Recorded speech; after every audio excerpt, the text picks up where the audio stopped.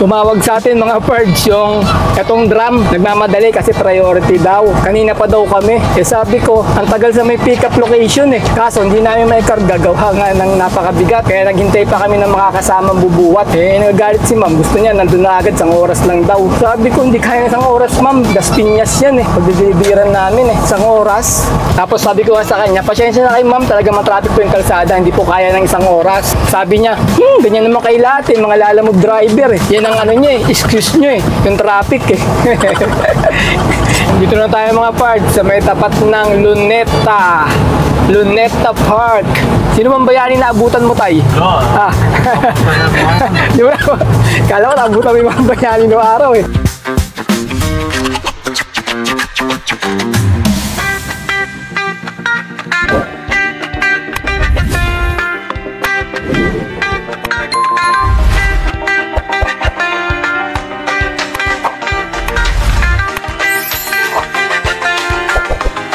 Good day mga pards! Today is another booking day na naman tayo. August 20 ngayon, Wednesday 2025. Time check, 9:50 AM. First booking namin from Nagkaisang Nayon going to Taguig sa halagang 949. Ang layo ng pick-up location ay 2.8 km.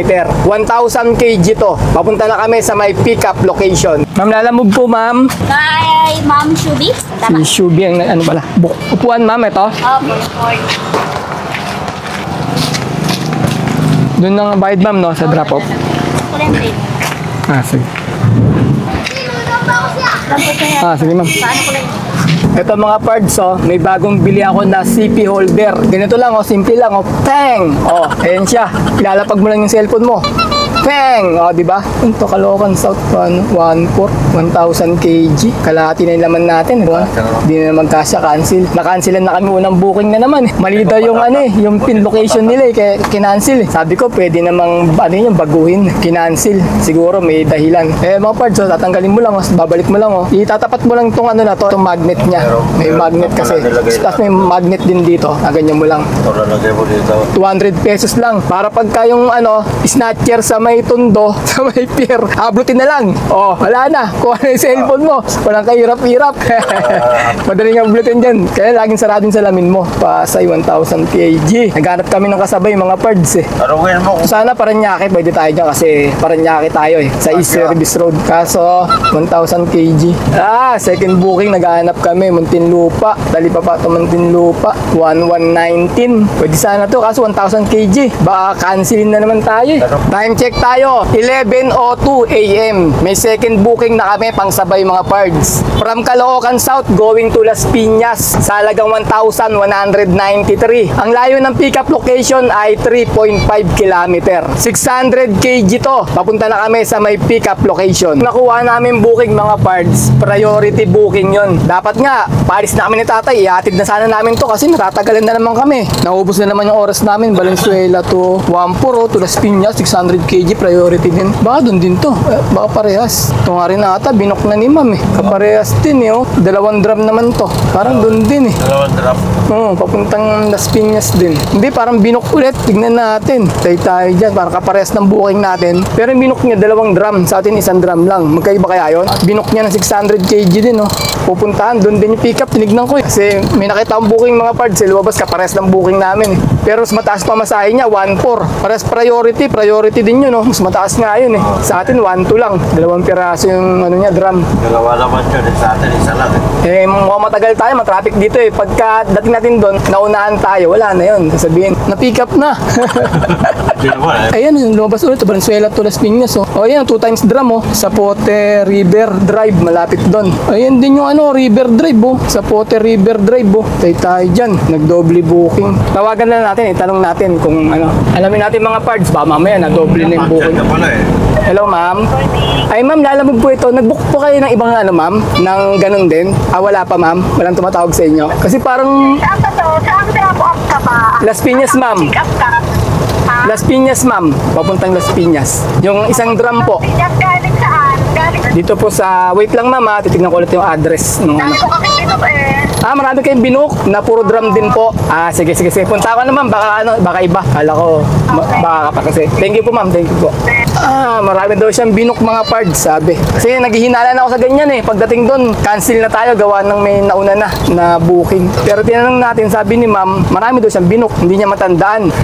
Ma'am, pick up po, Lalamove. Walang pangalan ma'am eh. Ito lang po yung ano. Tulungan na lang natin. Pagulungin. Yan, pa ganyan. Ayun, paano yun? Ano, diskarte pahiga. Oo. Sa ganyan. Yan. Baka dumulas eh. Dudulas. Ano ba diskarte nila to? Wala kayong isang lalaki dyan, ma'am, makatulong? Assistant pa namin. Wala pa. Paano ba diskarte niya ito? Napapanood yung ba siya? Paano inakyat? Tinutulak niya lang. Tinutulak niya lang. Paano mo itulak ang mabigat? May ano, sampahan, no? Kaya mo po ay ano dyan? Dumados-dos niya pababa eh. Kaya tinutulak natin.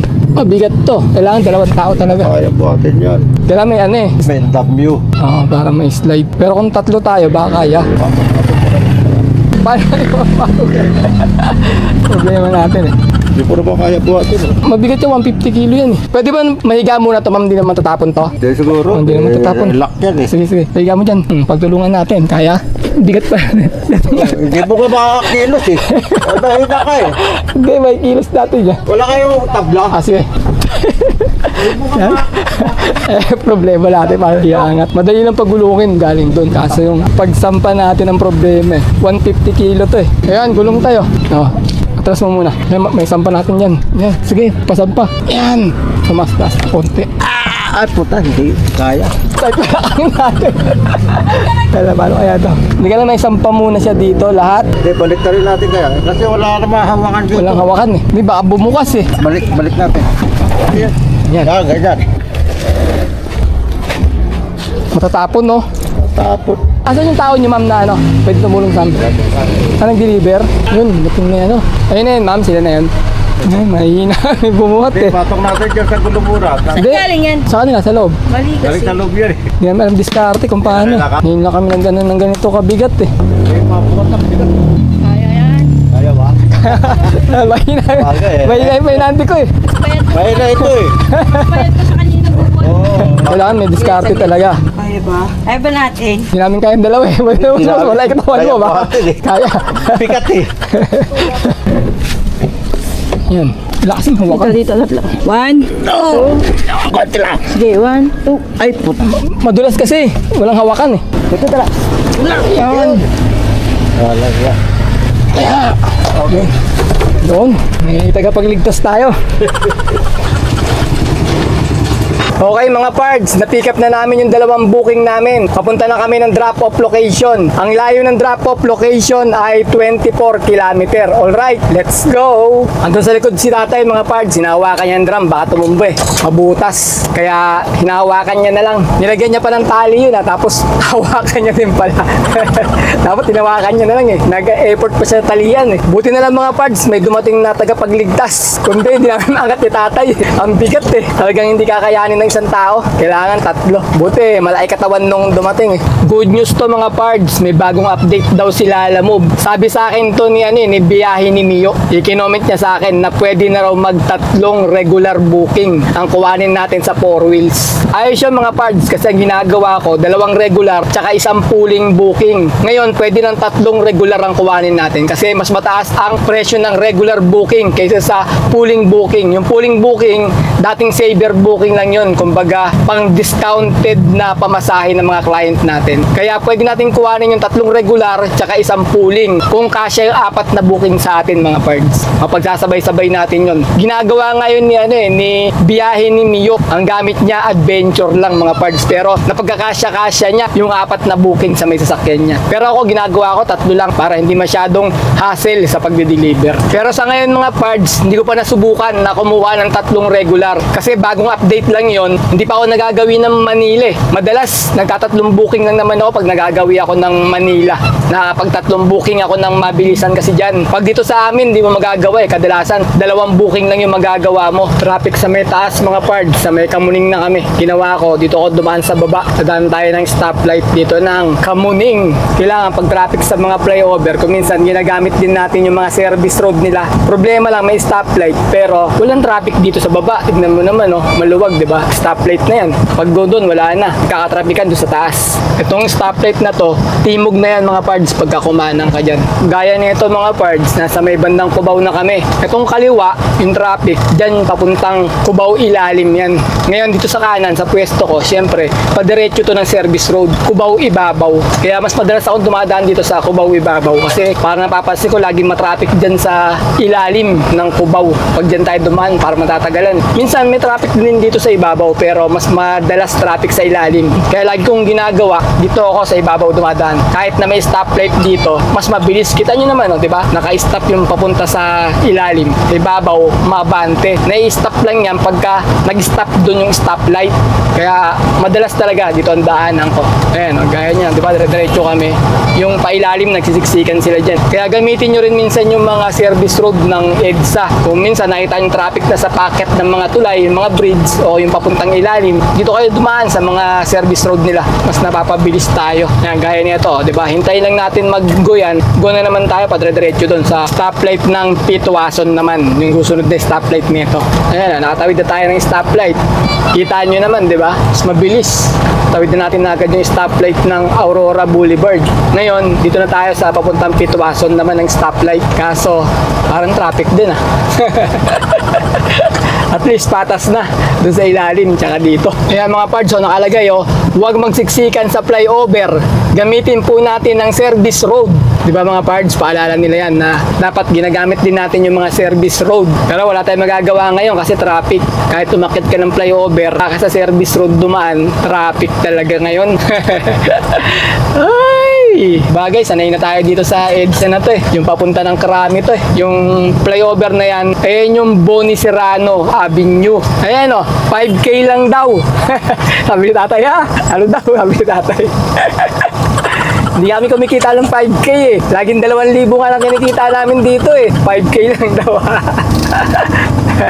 Tumawag sa atin mga pards yung etong drum, nagmamadali kasi priority daw. Kanina pa daw kami. Sabi ko, ang tagal sa may pick up location Di ba hinintay pa nga namin dumating taga-buwat kasi hindi namin kaya i-ahon sa may sasakyan kaming dalawa lang. Wala pa ngang buwat tong nila yung booking Ikinarga na lang namin Kaso hindi namin may karga, gawa nga ng napakabigat. Kaya naghintay pa kami ng makakasamang bubuwat. Nagagalit si ma'am. Gusto niya nandun na agad, 1 oras lang daw. Sabi ko, hindi kaya 1 oras ma'am. Las Piñas yan Pagdidilibiran namin 1 oras. Sabi ko, ano yun?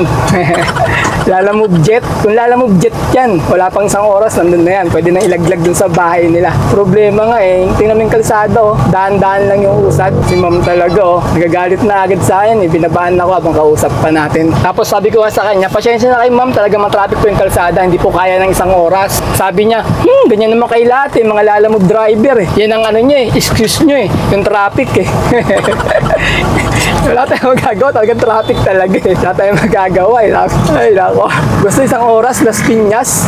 Kahit dumaan pa ako ng Skyway hindi kakayanin dun Sabi niya, kanina pa daw ako sa may pick up location sabi ko sa kanya, ma'am, di namin maisampa. Naghintay pa kami ng magsasampa. Hintay pa namin dumating yung mga tao nila. Gawa ng nasa labas lahat, nag-deliver. Kaya tumagal kami ron sa may pick up location kanina. Ayan na mga pards, sumasakit na naman yung tiyan ko. Tinawagan na naman tayo, minamadali na naman tayo. Kita nyo naman ang traffic ng kalsado. Yung pababa ng Shaw Boulevard to mag-iilalim tayo. Matagal yung stoplight sa may ibabaw ng Shaw. Tapos minamadali na tayo ni ma'am. Yun na, sumasakit na talaga yung tiyan ko.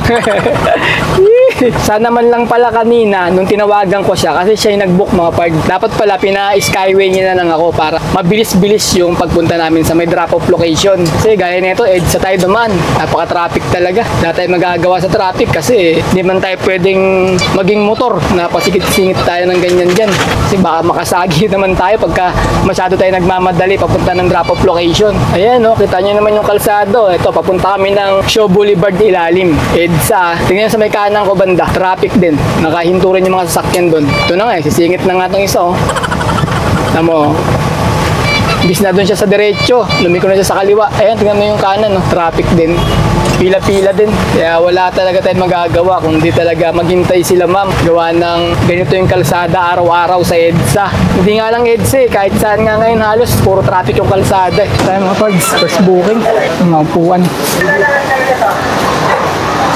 Kano kuya pa? 949 ma'am. Wait lang ha. Apo. Pati yung drum sa amin din. Ay, hindi po ma'am. Iba po yung ma'am. Mukha kasi eh. Ah, yung pala. Akala ko Meron namin sa amin eh.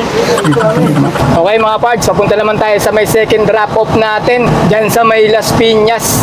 Ang layo na ng drop-off location ay 14 kilometer. Alright, let's go! Tawa ko sa auto. Tumawag na naman ng client natin. Sabi niya sa akin, yung priority booking ko naging pooling na. Naging pooling na yung priority. Ay ko pang binibilisan ko na nga papunta dyan eh. Sabi ko mga mag-aalauna na kami nakapag-pick up doon eh. Gawa nang naghintay pa kami dahil walang taga-buwat. Nasa biyahe. Tagal nga namin eh. Dapat nga may waiting hour pa dapat yun eh. Dapat may buwat. Ang bigat-bigat, 150 kilo. Sinampa namin dyan tapos walang buwat. Tapos nagagalit si ma'am dahil nga ang tagal daw. Gusto niya 1 oras lang daw yung Las Piñas. Sabi ko hindi kakayanin ma'am 1 oras yun kahit mag ano pa tayo eh. Mag skyway pa tayo eh. Hindi kaya eh. Papunta pa lang dun eh. Tagal na namin bago makarating kasi Mindanao Avenue ang traffic eh. Natawa na nga lang din ako eh. Dito tayo ngayon mga pards sa may C5 extension. Sa may gilid tayo ng paliparan ng airport. Nasa 8.6 kilometer na lang yung drop-off natin. Bali binibilisan ko na para makarating tayo ng maaga-aga sa may drop-off location natin. Kasi gusto ni ma'am 1 oras lang papunta dun eh. Kaso wala tayong pakpak eh. Ito yung mga aeroplano dyan, may pakpak. Tayo wala eh. Hindi tayo makalipad sa traffic. Dito tayo mga pards sa drop-off natin. Tagal mo. Ma'am, na-traffic po talaga eh. Yung priority eh. Hindi ma'am. Wala. Sobrang traffic sa EDSA talaga. Ay, hindi ka naman nag-edsa, tinatrack kita eh. EDSA ma'am. EDSA kami dumaan. Napaka-traffic. Tagal nga namin dun sa pick-up ma'am. Di namin maisampayan dun. 2 lang kami. May dineliver daw. Hinintay pa namin bumalik yung mga ano nila dun. Taga-karga. Hindi namin maangat dito eh. Ang bigat eh. Ayun, okay naman mga parts. Na-deliver natin. Yung nagmamadali priority. Sabi ko sa kanya ma'am, sumasakit tension ko. Kakatawag niyo eh. Ayun nga sinabi ko sa kanya, ang hindi natin may sampayan, hinintay pa natin yung mga tao na bumalik. Nag-deliver pa eh. Dapat nga may waiting time dapat nga yun eh. Sinintay pa namin kamo. Tapos binuwat pa namin. Hindi namin may sampayan, bigat-bigat. Kayo nga, pinorclip nyo dyan eh. Pinorclip nila eh. Sabi nga ng guard, hindi talaga mabubuwat yan. Kung 2 lang kayo, tatawanan kami. Sabi, kami 2 lang bubuwat, hindi namin may sampay. Nandito kami mga pards sa may Zapote Road, banda malapit. Malapit sa may Cavitex. Matumal yung booking dito. Balak sana namin ni tatay pumunta ng Manila. Malapit lang eh kasi malapit kami sa Cavitex. Magka-Cavitex kami tapos dire-diretso na Roas Boulevard. Manila na yon. Problema lang natin dadaan tayo ng Roas Boulevard sa may Pasay. May mga nag-aabang doon mga asbo. Yung ka na sa ano. Pwede naman tayong makapagal. Matraffic nga doon, may ginagawa yung kalsada. Gagawin namin, no choice. Maghihintay na lang kami ng booking dito. Pero matumal mga pards, ang tagal bago may lumabas. Tapos malayo pa yung pick up. May mga booking dito, ito ang dami. Yung mga scammer, ayan abono 1.8, 30 pieces. Tapos yung mga ito Parañaque to Mandaluyong, may buwat. Kaso sa Quirino, layo natin, makuha kaya natin to. Gires Mandaluyong, natin nakuha. Ito, papuntang Bacoor, Las Piñas. Saan sa Bacoor to? Molino, layo. Wala nang booking ngayon dyan. Maganda papunta Metro Manila. Nakuha natin. Yung mga lumalabas, mga Parañaque, ang layo, 7 kilometer eh. Ang layo pa ng Parañaque dito eh. Nasa may Zapote tayo banda eh. Malapit sa may Cavitex nga, yung may flyover doon papunta ng Cavitex. Mas malapit kami doon. Muntinlupa, Bacoor, pooling booking. Ganun yung ibang mga nagpapa-priority mga pards eh. Gusto nila mabilisan, madalian. Kala naman nila eroplano kami.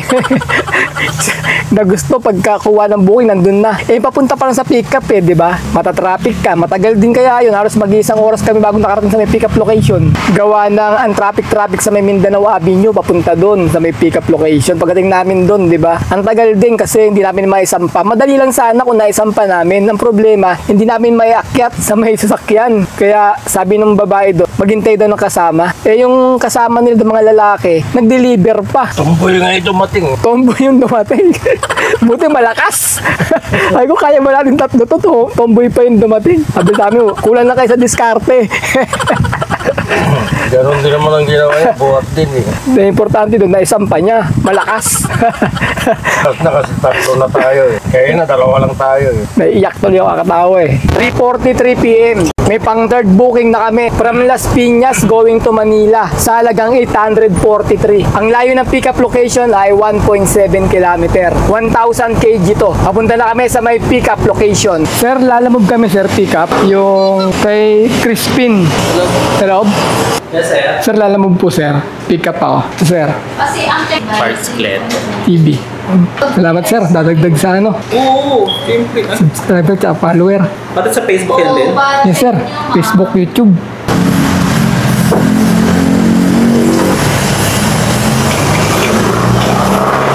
Okay, na-pick up na namin yung third booking namin. Papunta na kami ng drop-off location. Ang layo ng drop-off location ay 22 kilometer. Alright, let's go! Diretso muna namin itong booking na to mga pards kasi matumal yung booking dito. Mahirap maghanap ng kasabay. Time check tayo. 4:21 PM. Dito tayo ngayon mga pards sa may CAA, Parañaque. Papunta tayo ng Nagtahan, dyan sa may Manila. Medyo malayo-layo rin to. Matraffic pa naman doon. Maladaan natin yung Osmeña Highway. Yung mga kalaban doon. Paano na yung mga bida niyan? Iwas na lang tayo para maganda yung biyahe natin. Kasi pagka nadali tayo, yak na naman yung tatay ko nito. Nakakalbo. Nakakalbo ng tatay ko kakabayad ng ano, yung mga violation eh. 3,000. Hindi, 1,500 lang. Kaso yung mga ano, mga padulas. Sama mo na yung mga padulas. Dito ko dumaan mga pards sa may Rojas Boulevard. Tapos kakanan kami ng Padre Burgos. Diyan sa may Luneta. Dire-diretso na ng Ligarda yun. Tapos bago mag-Mindiola, kakanan kami dun. Dun, malapit na yung drop-off location namin. Kaysa pag Osmeña Highway kami, nakikita ko sa matraffic din eh. Tsaka papunta rin sa may Nagtahan Bridge. O ano bang bridge yun? Apolinario ba yun? Mabini Bridge. Mabini Bridge. Matraffic din. Kaya dito ko pinilin dumaan, Nagtahan. Pero ano yun, Mabini Bridge yun eh. Yung lugar lang kasi Nagtahan eh. Kaya pinangalan nga nila na Nagtahan Bridge. Pero Mabini Bridge talaga yun. May natutunan na naman kayo ha. History yun. Dito na tayo mga parts sa may tapat ng Luneta Park. Ayan, ang bantayan ni Dr. Jose Rizal. Nandiyan sa may kanan natin. Dahil pa rin namamasyal ngayon dito. Yun, may mga nag-jogging, may pipicturan sa harapan ng monumento ni Dr. Jose Rizal. Ayun, nag-selfie yung mga estudyante. Dami rin nakatambay. Sino bang bayani na abutan mo, tay? Di ba? Kala ko naabutan mo yung mga bayani noong araw eh. Mamaya, kinukuha ka membro ni Andres Bonifacio sa KKK. Ano yung ba naabutan yun? Alam ko na, abot. Kala ko na, naiiyak tuloy ako sa tayo. Apon nga, hindi ka nakabutan. Kala ko naabutan mo yung mga yan eh. Alam niyo mga pards, yung SSS, lugi na tatay eh. Kasi dami niya kinumbra na ito lalo eh. Magkano nang hinulog mo sa SSS nung araw? Ngayon, kubra ka ng kubra. Abunado pa sa yung SSS. Ayun ang panalo pagka ganun mga parts. Magkano nang hinulog mo nung araw? Magkano ba hinulog mo nung araw sa SSS? Baka piso lang kada buwan eh. Ha? Hindi, maliit pa yung ano nyo dati, sahod nyo eh. Siyempre, hinulog mo, baka piso lang ko. Ngayon, magkano sinasahod mo? Magkano nakuha mo buwan-buwan sa SSS, di lugi pa yung SS sa'yo. Oo, 3 piso lang, biruin mo yun, kalitas sa'yo, buwan-buwan. 21 isang linggo. Kawawa yung SSS sa'yo, tay. Abunado pa.